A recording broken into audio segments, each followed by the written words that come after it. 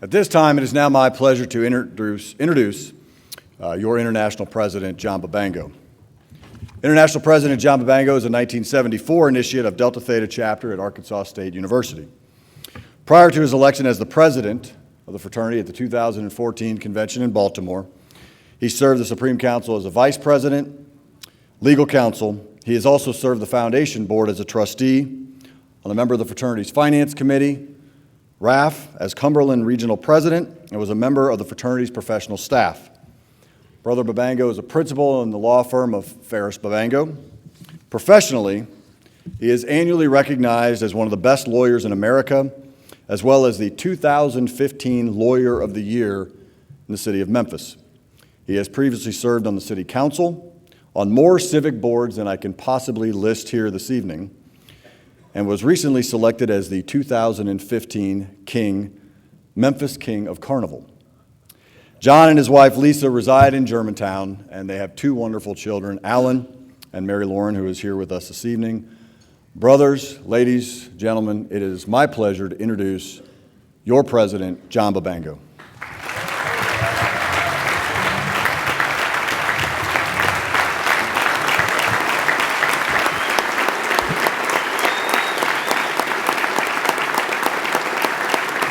Thank you.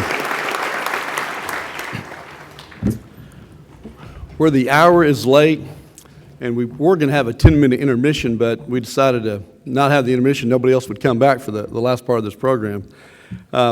Justin, thank you for the very nice and cordial introduction. I don't know where you get all your material from, but I appreciate it. I know I don't give it to you. My mother may give it to you, but I know I don't give it to you. But thank you. That was very nice. What a great weekend this has been. What a great night for Pi Kappa Alpha. This academy has been similar to an international convention. Several past international presidents are here. You've heard from Tom Handler earlier. We've got Brother Bill LaForge down here. We have Kevin Canas there as well. I may be leaving out somebody. I'm looking quickly. We've got Dr. Real. We've got Kevin Verda. What a great group. And we've got Ray Owens in the crowd tonight. I feel like we're at a boxing match. We've got all the big-time celebrities back again.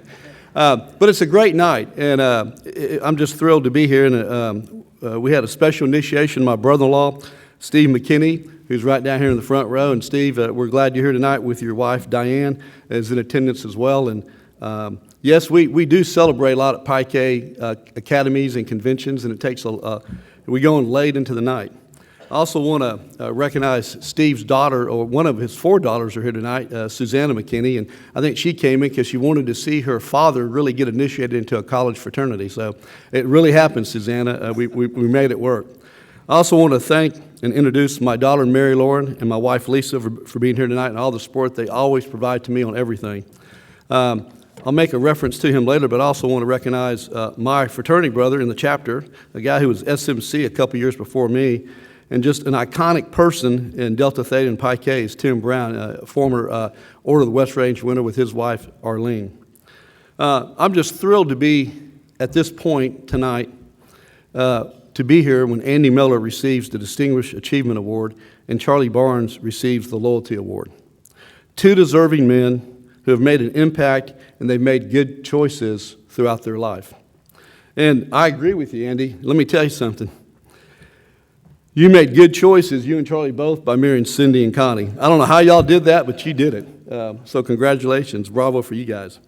Brother Barnes, I know you would not want it any other way, but I do feel like this has been, like Brother Handler said, Delta Lambda night at the Academy. I know this is how you portrayed in your dreams.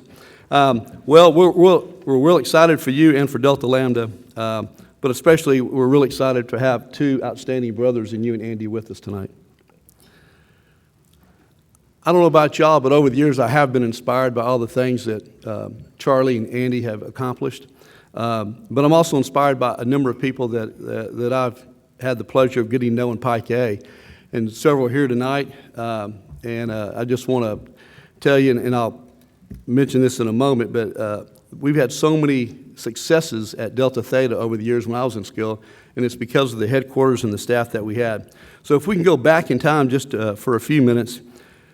The first chapter consultant at my chapter, Delta Theta, Arkansas State, was a man named Barry Harris. Barry was actually Brother Barnes' consulting class. And so I met Charlie through Barry. And Tim Brown met Charlie through Barry. We all became friends. We got close to the headquarters staff, Jerry Askew, Ed Pease, Mike Fletcher. We took the ideas from headquarters.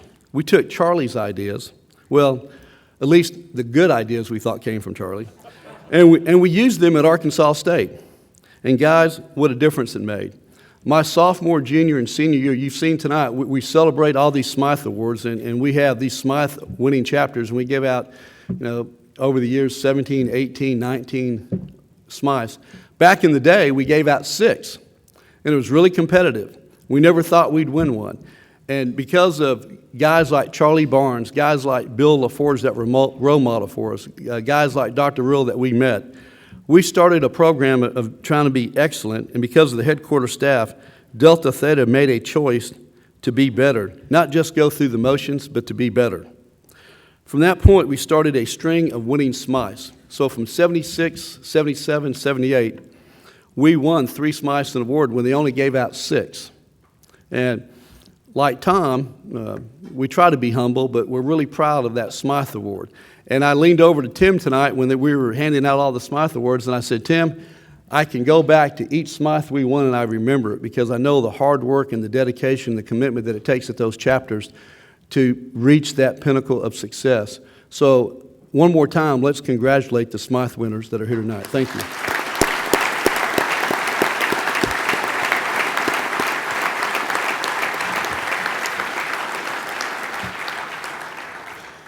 So we started winning these Smythes, but more importantly, we developed leaders and men of character because of the choices we made each and every day. All of you in attendance tonight, you're here this weekend because of the choice you made to attend the Academy. The Pike events, conventions, and CECs provide opportunities for leadership training and for you to meet Pikes from around North America. Yes, and what a great networking opportunity. So you need to make sure and meet and stay connected. With email, the internet, text, there's no reason why you can't have a great network around the country of Pi K. Charlie alluded to the fact tonight when he started his network, or Andy started the network, it wasn't about all the boosters they had at Florida State. It was the Pike connections they had from Delta Lambda. So use these connections you make. We're here to help you, and we want to help you. So use them. What an exciting time in your life. If you did, just to show of hand, how many juniors and seniors do we have here this weekend? Wow, most of you juniors and seniors. This is fantastic. College is a great time in your life. Enjoy it, but remember, you're there to get an education. And you've got choices coming up. This school year, you'll be confronted with many choices. The first one's probably going to be, do I keep that 8 o'clock class that I registered in April for, or do I change to fit it into my schedule better for that little 10 o'clock class I like a little bit better now? Yeah, back in April, you were really committed that you wanted to start at 8, get through by 12 or 1, but now you decide maybe you might want to sleep in a little bit more. So you've got choices to make, but the choices will stay with you. And so you got to choose and be smart. One of the biggest choices you will make will be, do you lead and make an impact on your chapter, on yourself? Do you choose to lead in the direction you know is best, or is it business as usual? There are a number of key elements to good leadership. Leadership starts with good character. Good character is fundamental to being a great leader. Clarity of the destination you are going is essential for the leader to have others to follow. Let me repeat that. Clarity of the destination you are going is essential for the leader to have others to follow. The ability to lead will be influenced by 2 factors: how the leader motivates others to follow him, and the content and character of that leader. Character is essential to the core to be a leader and for people to follow you. A leader is also morally right. A person who has good ethics and behavior is essential to be a good leader over a long period of time. Basically, these factors are part of the leader's core. You cannot separate it. You can't bifurcate it. At the core, you've got to be morally right, and you've got to know that you do the right thing, and you have to have character and integrity. A few months ago, I decided to watch a movie again that I watched many years ago about Eric Liddell. Most of you probably know the name and know who he's about. The name of the movie was Chariots of Fire. The movie is based on Eric Liddell's life in his role in the 1924 Olympics. He was known as the Flying Scotsman. Eric's parents were missionaries in China. Eric was blessed with tremendous running ability. He was very fast. Most believed that he would win the gold medal in the 100 meters. However, Eric was informed that the 100 meters would be held on a Sunday. Because of his religious beliefs, he chose not to race in the 100 meters. And he chose not to be persuaded by the pressure of his government, by the Olympic officials, the royalty at the time, and his friends and colleagues to race in the 100 meters. Eric held firm to his belief. Instead, Eric decided to qualify and run the 400 meters and the 200 meters. Eric won a gold medal in the 400 and 200, respectively. Eric did not waver in his commitment or convictions, which would have been so easy to do. Instead, he displayed courage of his beliefs and found a way to compete. Eric had clarity of his purpose and had a moral core of virtue that guided him throughout his life. What you have learned and have been exposed to at Pike U events this year and this weekend are core values that we hope that you hold onto as you lead the chapter, your family, and your community. We want you to be an impact player the rest of your life, and that's what we're developing, are men of character that can have impact. Be a leader with clarity so the members understand and share with you the direction you wish to lead. Be clear about the purpose and the direction. So let me be clear for everyone in this room, and let me be clear for Pi Kappa Alpha. This is unequivocally, there is no room in Pi Ka for hazing. No room at all. If we discover, we learn, we know there's hazing going on, we will take swift and prompt action. Let me explain that. There's no room for hazing. Secondly, with Title IX, the Justice Department, things have changed and they've been changing. We want you to be gentlemen. Sexual assault is a serious situation. Understand and prevent sexual assault in your chapter and among your friends. And lastly, alcohol abuse. Be careful. It changes lives, it impacts lives. You got to be smart. So if anyone has a question about where Pi Kappa Alpha stands on these issues, email me, call me, or visit with me after this program, because we're clear. We are a fraternity, Pi Kappa Alpha, with clear vision of where we want to go over the next 20 years and where we needed to be going since 1868. As I've said many times, our 6 founders formed Pi Kappa Alpha because they wanted a different way to form a fraternity and operate a fraternity. The other fraternities, some of them in 1868, were hazing. Our 6 founders formed Pi Kappa Alpha because they did not want a culture of hazing in this fraternity. They don't want it in 1868. We don't want it in 2015, gentlemen. Show leadership and the members will follow. If you do not lead, others will provide different paths that will cause significant anxiety within the chapter.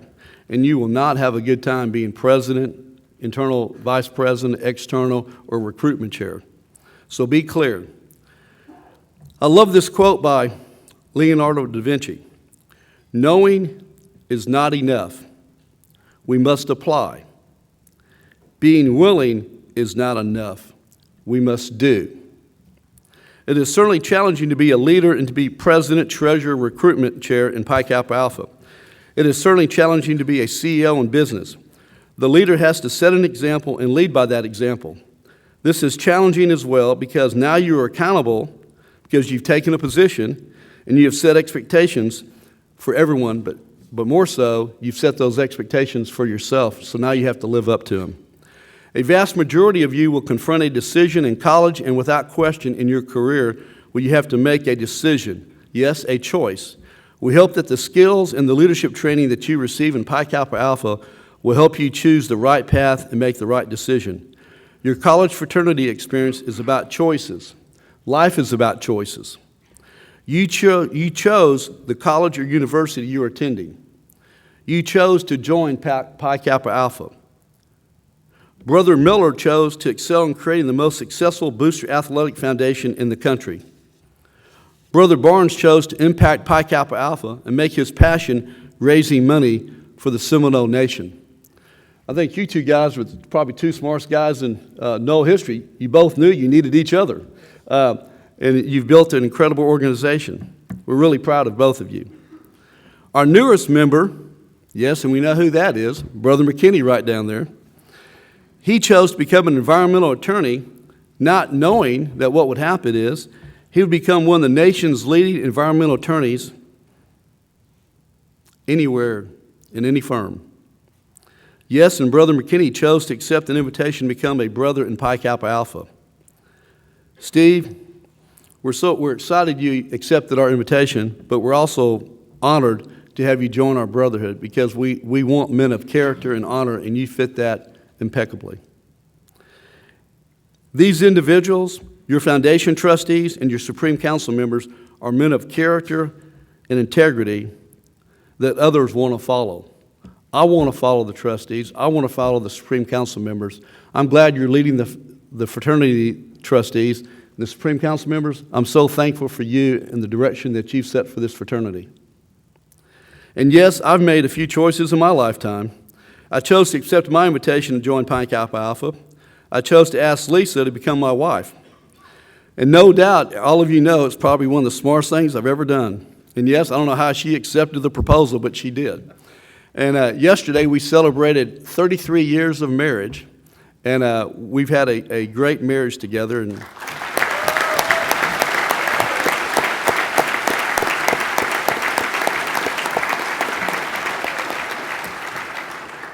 And Lisa, I love you very much, and thank you for all you do for me. And we also share an anniversary date with Brother LaForge and Nancy, and that was yesterday. And I believe this is probably 39 years. Fantastic. Congratulations, Brother Bill.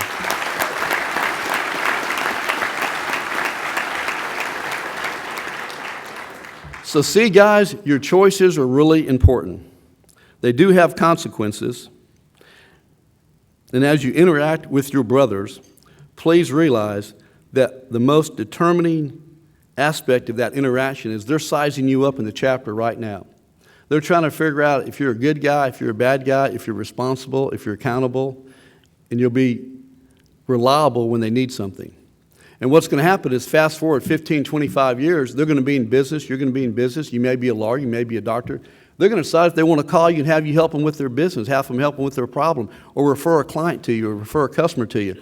But you know what? You've impacted their thought process in that chapter level. They might not call you, but hopefully they will call you.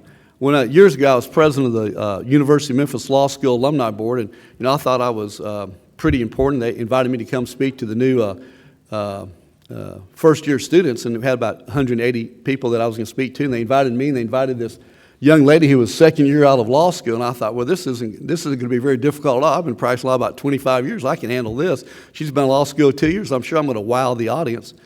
Well, you know what? I spoke first, and they clapped, and they listened, and the second-year lawyer got up, and boy, I thought, wow, she's pretty good. I'm impressed with her. But it's what she said. She told the first-year student, she said, I want to tell you this. Right now, you're all looking around thinking you're really scared about classes started the next day. And they said, I know you're concerned about classes starting. You're wondering who's the smartest in the class, and you're probably assuming you're probably the dumbest in the class.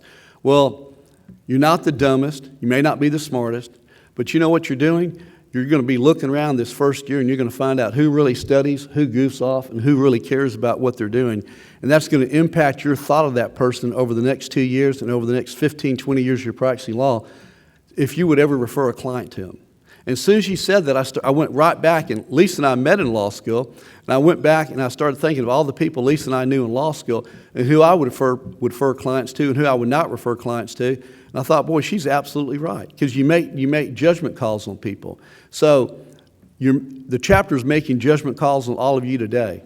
So be mindful of that, because it's always networking, not just at conventions, but within your own chapter, and be responsible. Eric Liddell made choices. After the Olympics, Eric chose to return to China. He was a missionary. The Japanese invaded China in 1940. Eric Liddell told his wife to take their children to Canada where she could live with her parents. He stayed behind in China so he could continue his work. Eric was sent by the Japanese to an internment camp, along with 1,800 other internees who were confined. He was not dissuaded by his circumstances whatsoever. Eric chose to work tirelessly in the camp, doing whatever was necessary. He taught young kids how to read. He took care of the elderly. He did whatever was necessary. He knew he was living a life purpose with clarity. In a prisoner exchange bargain, his freedom was arranged by Winston Churchill for Eric Liddell to be released. Eric Liddell was a significant person who Winston Churchill thought needed to be out of the Japanese internment camp and be back in Scotland. Eric Liddell was faced with another choice. Eric Liddell chose to stay behind in the internment camp, and he gave his spot up to a young lady who was pregnant so she could go home.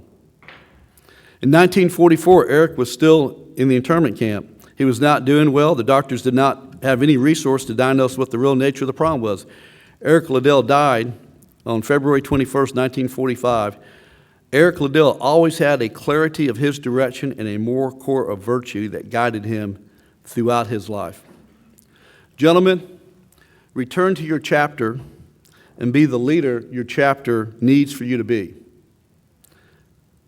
The leader they desperately need. And as you lead with clarity of direction and with values of character and integrity that others will want to follow. Remember, choices have consequences. Choose wisely. This time next year, 2016, we're going to be in the great city of New Orleans, and it's time for the next convention.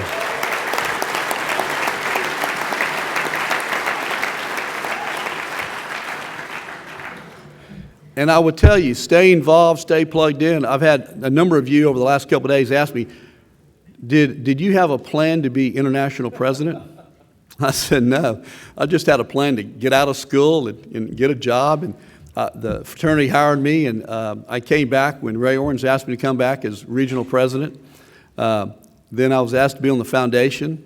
And I was very fortunate that Alan Groves asked me to come over and be his legal counsel when he was international president. And then I was very fortunate when my friend Kevin Canals asked me to be legal counsel when he was international president. And here I stand today before you. 1 year into my term, I've got 1 year left. And Just and I talk often, and we've done a lot this year, and we're excited about the future of this next 12 months. And I think at the convention, you're going to be excited for what we've accomplished. But it's not what we've accomplished, it's the direction we've laid out. And all of you have embraced and accepted to help us get to where we want to go. And I really thank you for that. And we're going to have a great 12 months. And I want to close with a couple things. One, I want to thank Justin, because I think he is no doubt, and we know that he is the best EVP CEO in the fraternity world. Justin, you lead remarkably. We're really thankful for you. We're very blessed. And I want, if you would, all the staff that helped this weekend be so successful, would y'all please stand up? Muffin, I know you're down there in the back.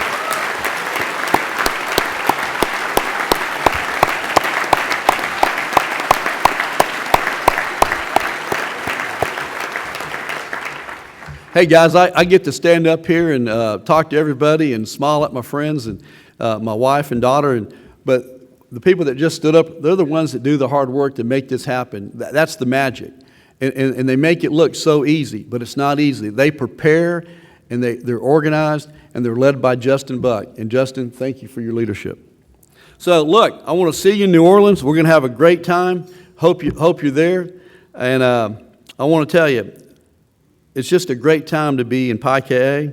And Steve, you're going to find out what a great time it is to be a member of Pi Ka. And I hope y'all have a great night.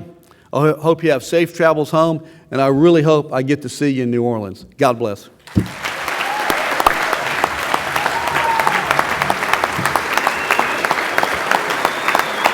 Thank you.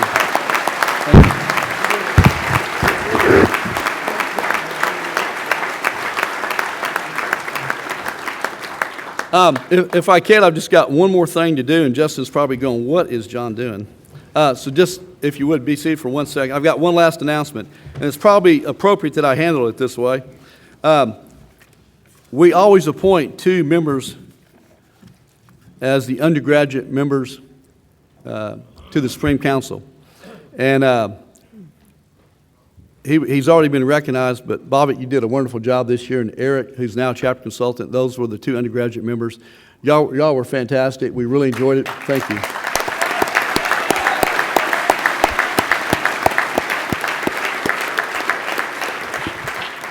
And I want to say it's probably appropriate we end on this note because on the years that I've been on the council, and I see many former council members in the audience, this is always a challenging, difficult task.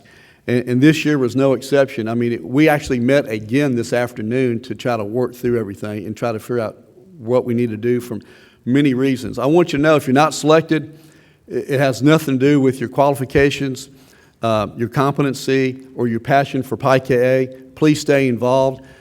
We saw many of you at the prospective staff breakfast. And I just want to say that on behalf of the council members, thank you for applying and going through this process. But it was very, very challenging. And we tried to look at geographical diversification, skills, where we've been to before, where we've gone in the past with respect to undergraduate members. So if you will, when I call your name, please stand up. These two gentlemen will represent the undergraduate members on the Supreme Council for the next 12 months. And they will go out of office in New Orleans, and the next council will select the two undergraduate members of the Supreme Council. So it's my pleasure to introduce your undergraduate members of the Supreme Council, Graham Jewell from Rockhurst,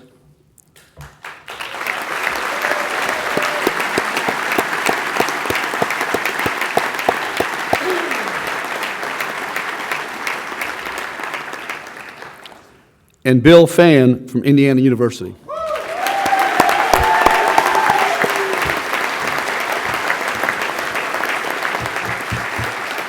Anything else?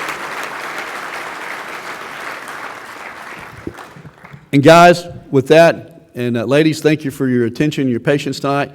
Congratulations to Andy and Charlie. Tom, you did one heck of a job. Thank you. Todd Mudd, thank you for being here tonight. And have a great night. I'll see you in New Orleans.